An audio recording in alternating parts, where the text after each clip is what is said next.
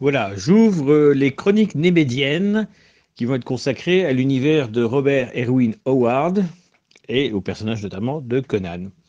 Et donc là, je vais vous présenter d'abord cet univers général de Conan et en fait des années antérieures. Donc Robert Erwin Howard est né en 1906, il est mort en 1936. C'est un des fondateurs de l'Heroic Fantasy, c'est un Texan qui donc a été un auteur prolixe de petites nouvelles, donc dans des magazines comme Weird Tales à l'époque, et notamment il a créé les personnages de Conan, Cool le Conquérant, ou encore, euh, par exemple, il y a un personnage donc de l'époque moderne. Également, il y a un personnage de l'époque celtique qui lutte contre les Romains. Voilà, par exemple, vous avez Solomon Kane dans l'époque moderne qui lutte contre des démons. Donc, en fait, l'univers de Robert Howard est très simple. À l'origine, donc, il y a une planète, Terre, qui est peuplée par ce qu'on pourrait appeler des reptiliens. C'est lui qui va inventer le concept de reptilien dans les romans de Heroic Fantasy. Donc, ce sont des hommes serpents, hein, des hommes reptiles qui vont ensuite être détruits, brisés, éliminés par l'humanité montante. Ils vont donc disparaître, plus ou moins, en tout cas en apparence. Donc, dans cet univers-là, il y a une époque. La première époque qu'évoque Robert Howard, c'est l'époque dite turienne. Donc, cette époque turienne est une époque évidemment qui se passe aux alentours de 12 000 ou 15 000 avant Jésus-Christ, c'est difficile de savoir. À cette époque-là, l'Atlantide existe, mais l'Atlantide n'est pas un royaume prospère comme le décrivent les auteurs classiques, mais en réalité c'est un royaume barbare.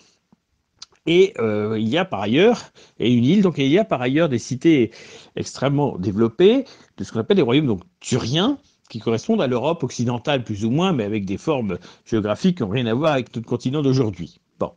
À cette époque turienne, le royaume le plus puissant s'appelle la Valusie. Et c'est en tant que mercenaire atlante de Valusie que le personnage de Cool, dit le conquérant, assimilé au tigre, va devenir roi à l'issue donc d'une révolte. Et Cool va donc devenir un des rois donc, de ce qu'on appelle la Valusie. Et il va être confronté notamment à un complot reptilien, puisqu'en fait, il va constater que les élites des royaumes occidentaux sont remplacées par des reptiliens qui arrivent à prendre forme humaine. Ça, c'est donc intéressant, puisque dans l'Heroic Fantasy, c'est lui qui invente le concept, qui va être ensuite repris par tous les mythomanes et tous les complotistes de la planète. Mais au départ, ça part d'un petit texte de Robert Howard, purement fantasy. Voilà, vous voyez comme quoi la culture, comment dire, moderne est influencée par les grands écrivains, et donc lui-même était un ami de Lovecraft d'ailleurs, et d'un certain nombre d'autres auteurs de l'époque. Voilà, donc cette époque turienne prend fin avec une série de catastrophes, et il y a une sorte d'interrègne avec un royaume qui est assimilé plus ou moins à l'Empire romain et qui s'appelle le royaume d'Achéron, du nom de ce fleuve infernal. Le royaume d'Achéron est un royaume de sorciers extrêmement puissants et cruels qui soumettent pas mal de peuples. Et donc, il y a une époque intermédiaire qui s'appelle donc Achéron, mais dans le nord-est de l'Europe, il y a un personnage mythologique qui s'appelle Bor, et ce personnage, donc, va être à la base d'un peuple qui s'appelle les Iboriens, qui viennent donc du nord-est de ce qui deviendra l'Europe, et ces Iboriens vont déferler sur tout l'Occident. Et ils vont arriver jusqu'en Stygie, par exemple, qui est le royaume qui correspond à l'Égypte, et ils vont donc déferler avec des caractéristiques spécifiques. Et à cette époque iborienne, donc les Iboriens fondent des royaumes occidentaux extrêmement développés et régénèrent un monde déjà décadent. Mais il y a toujours des civilisations et des barbares. Et l'univers de Robert Howard repose toujours sur cette idée que, au final, la civilisation finit toujours par être vaincue par la barbarie. Dans ce monde barbare, il y a les Pictes à l'ouest, qui sont extrêmement barbares, extrêmement cruels et primitifs, mais très dangereux, qui sont assimilables un petit peu à des populations amérindiennes, bien que situées en Europe. À l'est de ces Pictes, il y a les Cimériens. Donc Conan est mort. Les Cimériens sont des barbares descendants des Atlantes. Les Atlantes avaient dégénéré et ces barbares remontent progressivement la pente vers la civilisation, telle que l'a décrit en tout cas Robert Howard. Conan deviendra roi d'un royaume plus au sud qui s'appelle la Quilonie, qui correspond plus ou moins à la France. cette Aquilonie dont il va faire la connaissance violemment, puisqu'en fait, c'est au sud de la Cimmérie, et les Aquiloniens avaient construit donc des sortes de postes frontières de colons. Et à l'âge de 16 ans, Conan, avec son clan, avait contribué à détruire donc un de ces villages aquiloniens et à massacrer toute la population. Voilà un petit peu l'univers de Conan tel qu'on peut l'introduire avant que je rentre dans les détails de la biographie imaginaire de Conan que a pu réaliser Robert Howard. Voilà, je vais évoquer le cas donc maintenant plus précisément de Conan. Donc la Cimmérie et les Cimmériens, évidemment, ça fait référence à un peuple iranophone nomade de l'Ukraine et également aux Cumri, aux Cumru, qui sont les Gallois. Hein, le pays, j'ai regardé le nom, le pays galles en gallois, et Robert Howard avait des ancêtres gallois. Donc c'est un terme qui évidemment parle historiquement, mais qui est imaginaire dans l'univers de Robert Howard. Les royaumes que je vais évoquer maintenant, même si certains noms sont pris à l'histoire réelle, ils sont totalement imaginaires dans cet univers. Donc vous avez, on va dire, pour ce qui deviendra l'Europe, d'ouest en est. Donc je l'ai dit, à l'extrême ouest, vous avez les royaumes pictes, ce qu'on appelle la sauvagerie picte, c'est le terme, hein, Pictish wilderness dans le vocabulaire donc, de Robert Howard. Au nord-est, les Cimmériens, donc qui se battent avec les Pictes régulièrement. Au sud, l'équivalent de la France avec donc l'Aquilonie. Et une des sous-parties de l'Aquilonie, c'est le Poitin. Ça rappelle le mélange de Poitou et d'Aquitaine. Il y a une sorte donc Massentia, qui est le port du sud qui ressemble à Marseille. Et puis vous avez donc des royaumes qui ressemblent un petit peu à ce qu'on connaît aujourd'hui.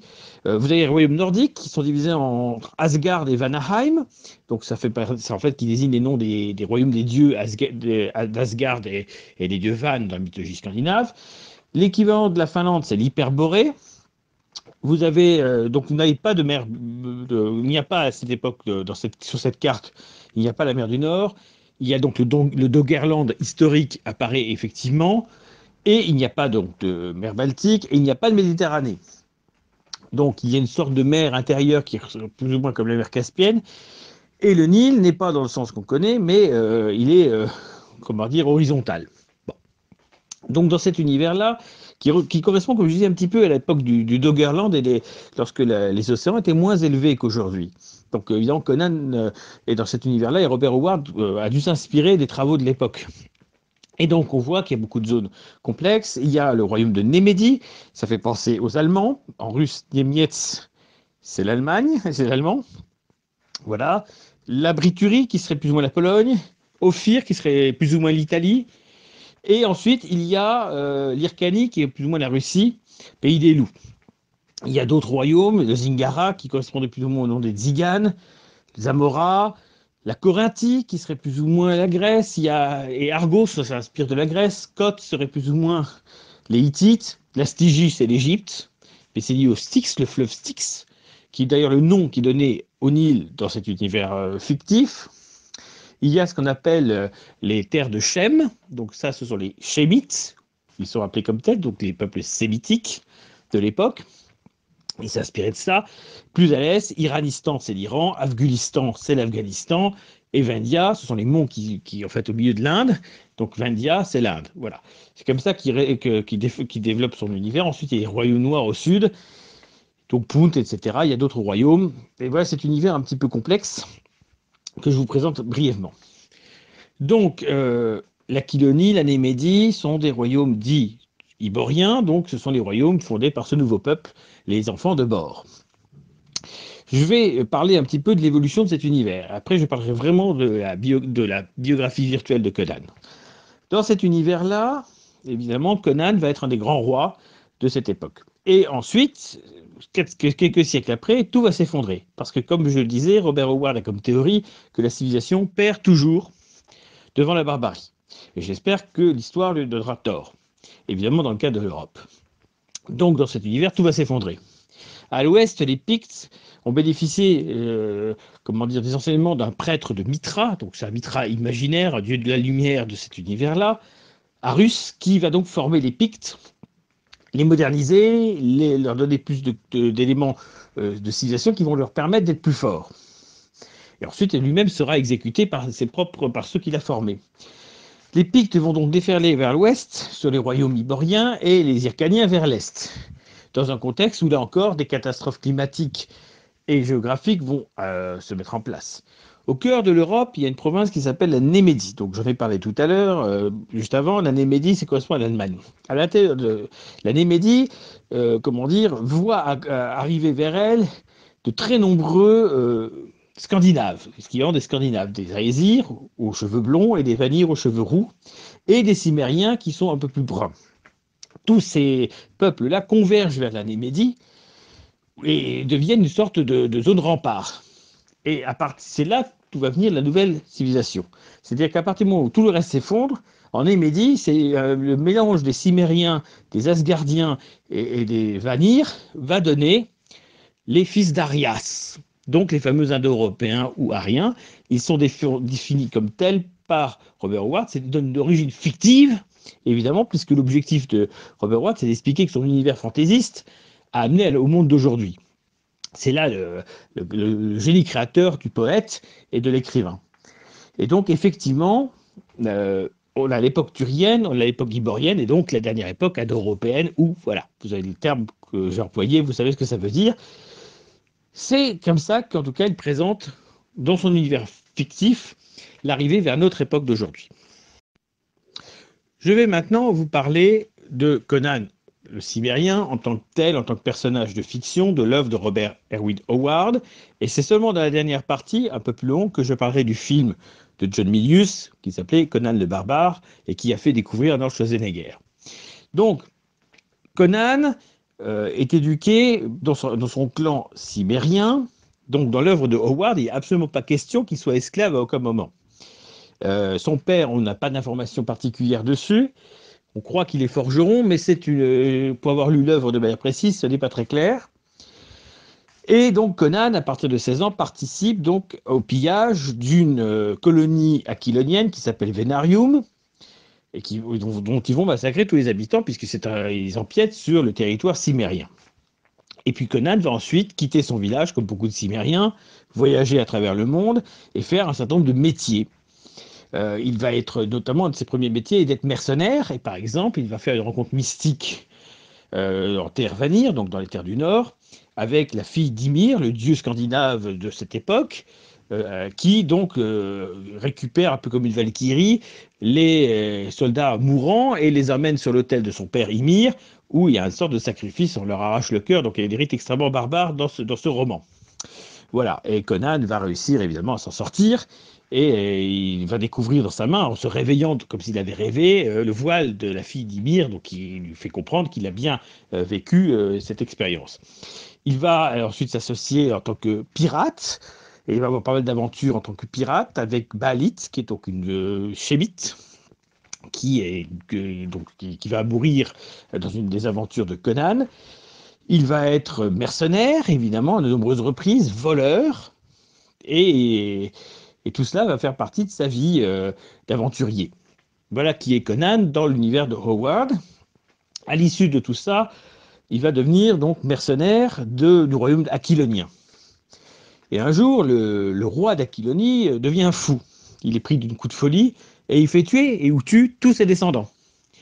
Et à un moment donné, Conan arrive et ce roi Numénides, donc avant de mourir, porte sa couronne sur la tête de Conan.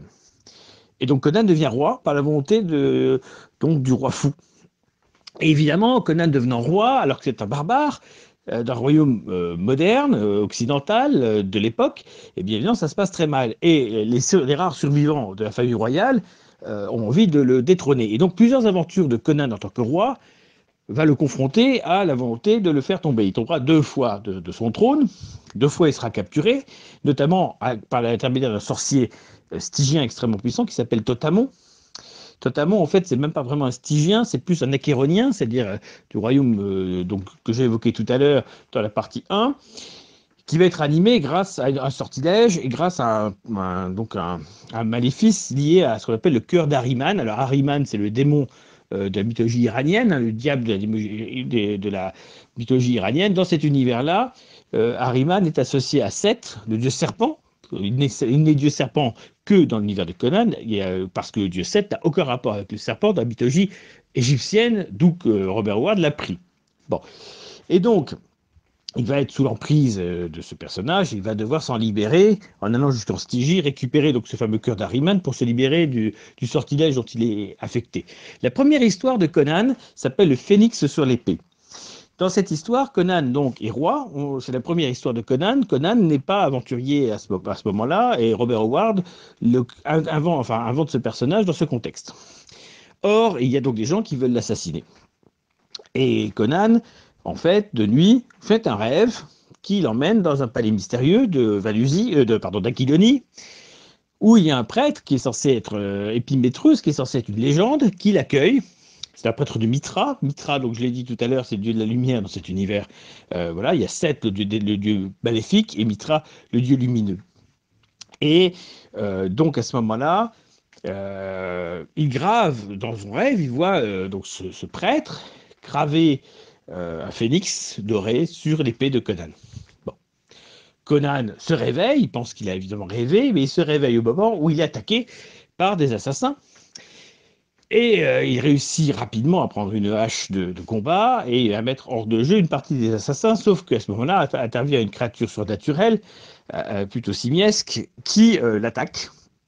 Il prend donc son épée et tape avec son épée dans cette créature qui meurt et qui disparaît instantanément. Parce qu'en réalité, c'est le phénix gravé sur l'épée qui change tout. Encore, effectivement, Conan, à ce moment-là, regarde son épée, il constate qu'il y a bien un phénix gravé, alors même qu'il croyait avoir rêvé. Et donc, il s'en sort vivant. Et c'est la première aventure de Robert Howard. C'est amusant parce que lorsque j'ai reçu Bruno Maigret, qui avait écrit un livre avec le mot phénix dans son texte, j'avais intitulé l'émission sur Courtoisie, le phénix sur l'épée. Et il avait compris tout de suite l'allusion parce qu'il connaissait l'univers de Robert Howard et ça l'avait amusé. Voilà. Et effectivement, c'est la première aventure de Conan. Donc on le voit, Conan va donc vivre une vie complexe. Et ensuite, il y aura des romanciers qui vont faire la suite de Conan, si on peut dire, qui vont prendre le relais de son créateur, qui donc est mort en 1936, il s'est suicidé parce qu'il n'a pas supporté la mort de sa mère.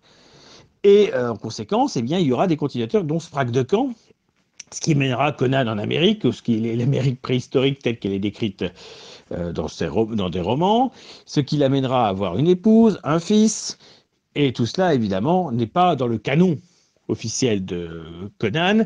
Conan va ensuite être exploité par la bande dessinée, les comics américains, et chez Dark Horse et chez Marvel, à nouveau maintenant chez Marvel d'ailleurs depuis 2 ans. On va inventer le personnage de Red Sonja, on va inventer beaucoup de choses autour, et évidemment le fameux film de John Milius, si intéressant, que je vais évoquer rapidement dans le prochain passage, donc tout à l'heure, dans quelques minutes. Voilà.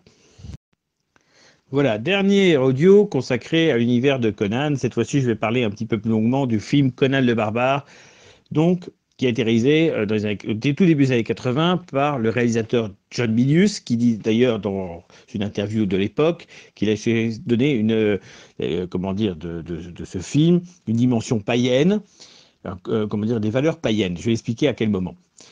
Dans ce film, qui ne respecte pas nécessairement donc le personnage de Conan tel qu'il a été créé par Robert Howard, il y a tout un débat sur le secret de l'acier. Le père de Conan, donc Kilron, forge une épée qui permet à Basile Polidoris de nous offrir une bande originale musicale absolument exceptionnelle, qui commence par When the oceans drank Atlantis and the rise of the sons of Arias, there was a time. Voilà, donc il veut dire entre le moment donc de l'effondrement de l'Atlantide que j'ai évoqué tout à l'heure et le moment et l'avènement des fils d'Arias, il y eut une époque où Conan, voilà. Donc, le village de Conan est attaqué par des Vanir qui sont accompagnés d'un homme mystérieux, qui est donc un personnage qui s'appelle Tulsadum. Et Tulsadum est donc un sorcier stygien. Alors, c'est un magicien stygien. Normalement, Tulsadum, c'est un personnage de l'époque de Kul le Conquérant et pas de Conan. Mais les scénaristes ont mélangé des personnages variés. Ça aurait dû être Totamon, normalement.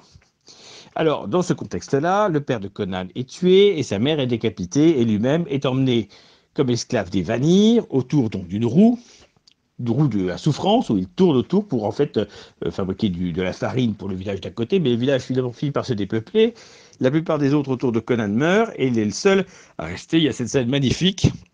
On voit à un moment donné Conan de plus en plus costaud et il lève la tête à un moment donné. On voit la tête d'Arnold Schwarzenegger remonter.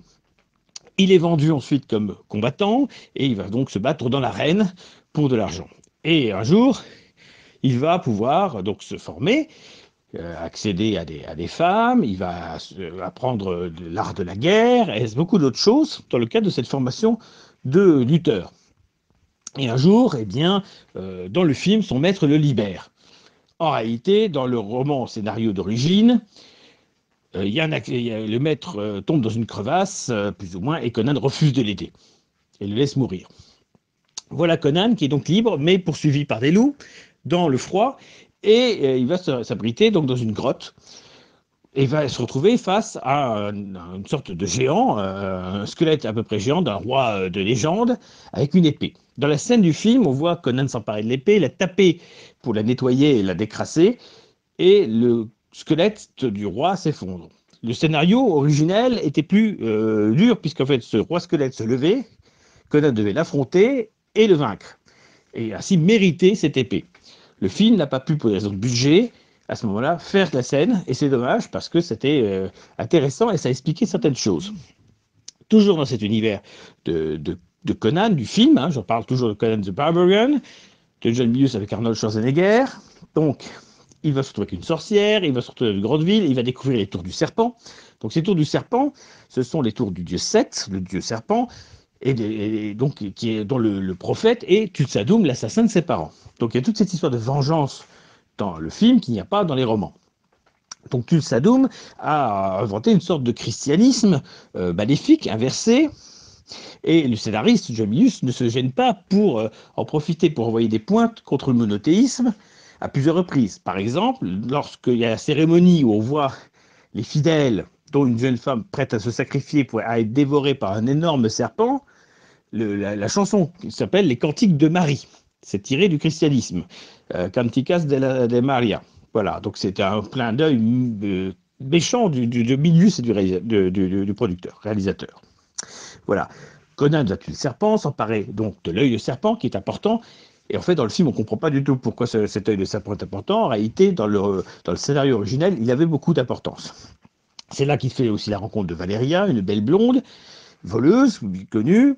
Mais Conan est animé toujours par sa volonté de se venger, et donc il va aller au pèlerinage des enfants de Doom, donc de Tutsadoum. Doom en anglais d'ailleurs ça veut dire le crépuscule des dieux, le crépuscule du monde, la fin du monde. Et donc il va les accompagner. À un moment donné, il rencontre des fidèles de Doom qui disent à Conan comme ça, frère, viens à la terre. Et Conan de répondre, à ce moment-là, il est bien temps d'y aller dans la tombe.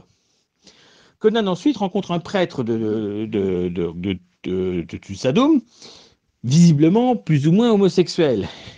Il lui fait du charme, puis le tue et s'empare de sa toge. Ensuite, Conan, déguisé, mais extrêmement massif, va essayer de s'approcher de Tutsadoum pour le tuer. Malheureusement, il est repéré par les gardes du corps. Il faut dire que son physique l'y invite.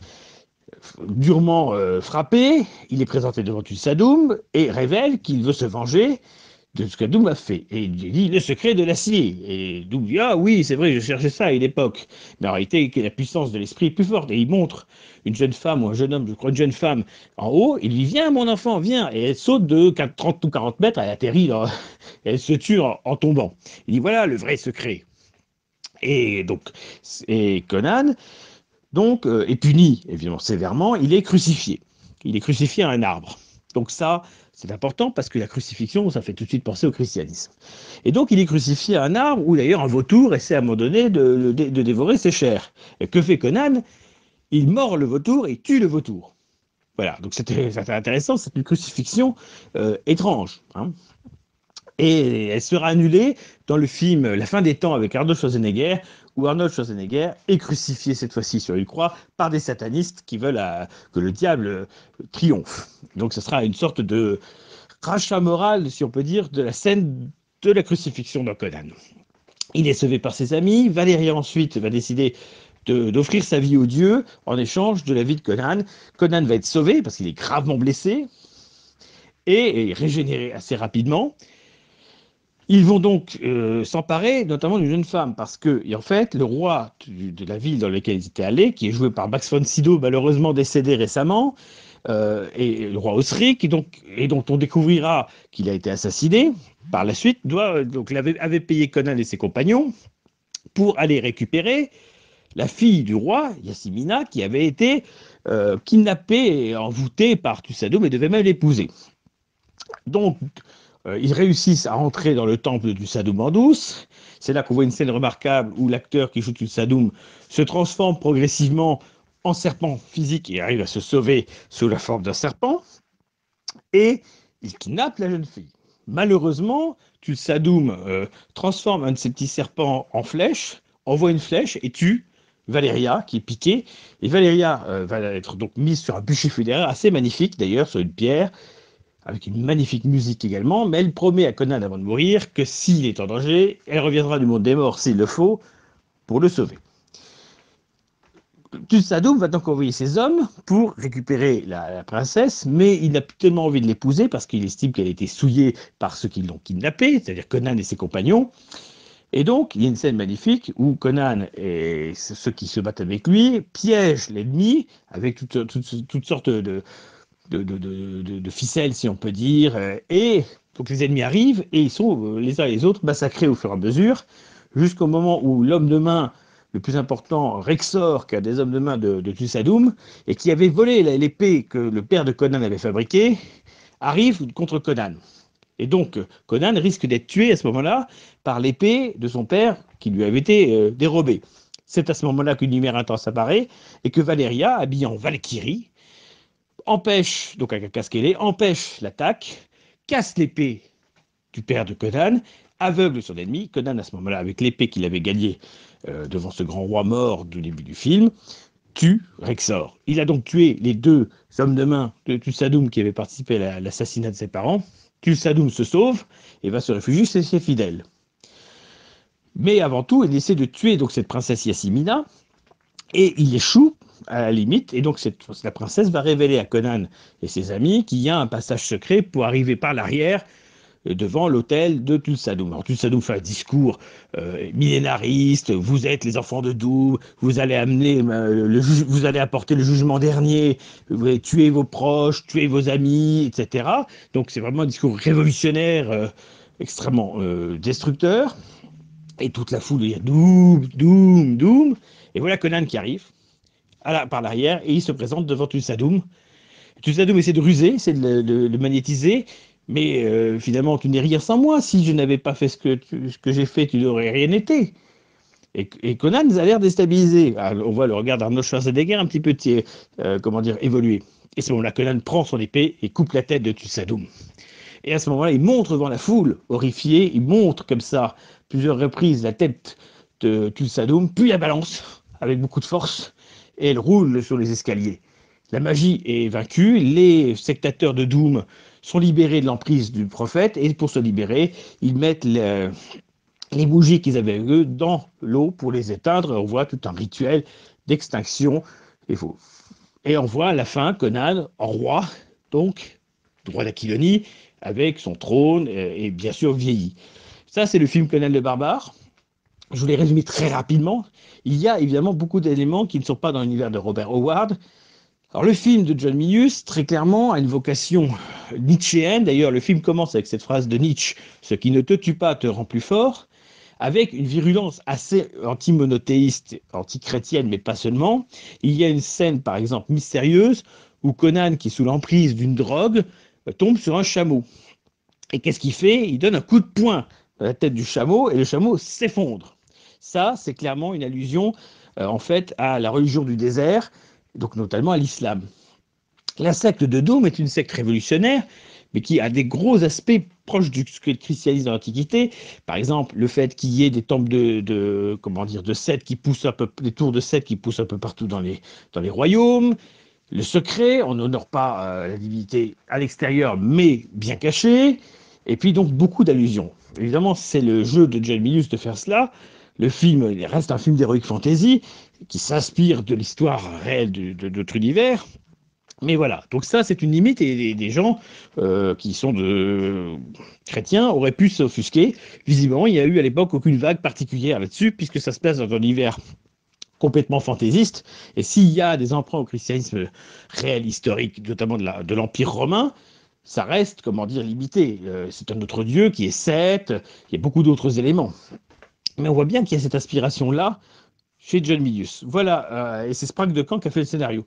Voilà un petit peu une chronique générale de l'univers de Conan. Donc j'ai assisté beaucoup sur le Conan des romans de Robert Howard, et là je parle évidemment du film. Tout cela mériterait une émission complète consacrée à Conan, et sans doute en fait une conférence télévisuelage. C'est-à-dire en fait il faudrait passer le film complètement et analyser chaque scène, chaque passage, car il y a une énorme richesse symbolique du film, dans tous les sens du terme. Et la bande originale, évidemment, est somptueuse. Elle est réalisée par Basil Poledouris, qui malheureusement est décédé, et qui avait écrit notamment d'autres magnifiques bandes originales, comme Robocop et Starship Troopers, entre autres choses. Mais aussi, par exemple, À la poursuite d'Octobre Rouge avec Sean Connery. La musique est évidemment fondamentale. Le deuxième film, Conan le Destructeur, est un AV qui n'est là que pour annuler tous les effets symboliques du premier film, car c'est un film, Conan le Barbare, qui, par bien des aspects, donne une image héroïque, mais pas seulement. Et le film a quand même été condamné un petit peu par certains comme un film arianiste, ce qui n'est pas. Mais voilà, il y a cette dimension-là. Le film Conan le Barbare est un film remarquable, indépendamment de ce qui peut plaire ou ne pas plaire à certains publics.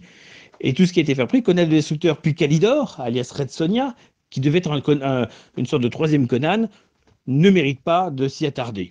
Et je pourrais évoquer le nouveau Conan avec Jason Momoa, qui n'a pas eu un grand succès au cinéma, mais ça serait pas comment dire, extrêmement nécessaire. Merci à tous pour ceux qui ont voulu aller jusqu'au bout de cette écoute.